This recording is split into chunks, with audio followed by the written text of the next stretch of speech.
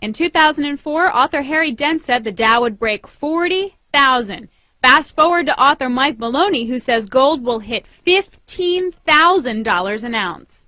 If history repeats and gold covers the same portion of the currency supply that it covered in 1934 and in 1980, then we should be seeing prices around $15,000 an ounce or higher. When? I used to say between 2015 and 2020, but it just feels like, with all the financial problems that we're seeing in the world, that it's probably going to be sometime earlier than that, within the next 3 to 5 years. Now, 15,000 is an astronomically large number.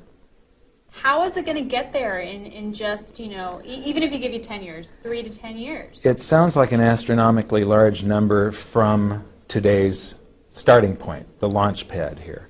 However, for gold to have the same value against the dollar, in other words, the number of dollars that exist, what I'm talking about is base money here, which is the paper dollars basically that exist. It's dollars in circulation plus the dollars that the banks have on deposit at the Federal Reserve, all redeemable in paper dollars.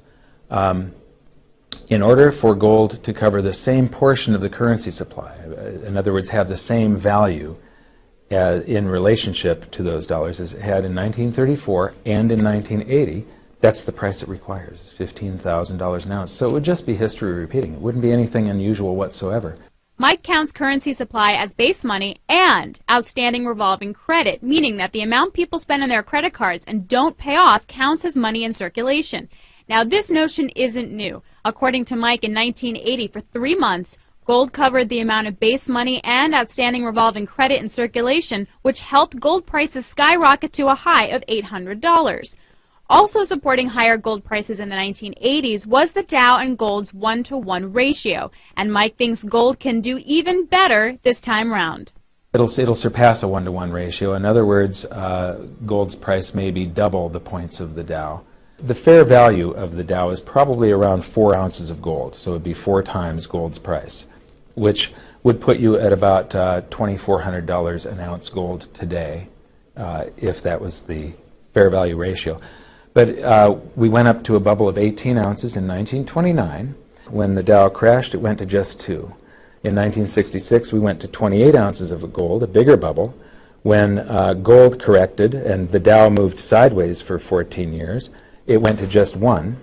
And then we went to the biggest bubble in history, where gold was the most undervalued than in any time in the last 5,000 years, basically. And stocks were more overvalued than at any time since there's been exchanges and stuff. And it took 45 ounces of gold to buy 1 share of the Dow. We're now down to 9, so gold has outperformed the Dow significantly over the last decade. And we're probably on our way to the point where it'll be at least 1, but probably 1/2 of an ounce, which means gold's price will be double whatever the points of the Dow is. And this is just logic and math that I'm using. $15,000 is high, but what if I had told you back in 2000 that gold prices would be at $1,100 today?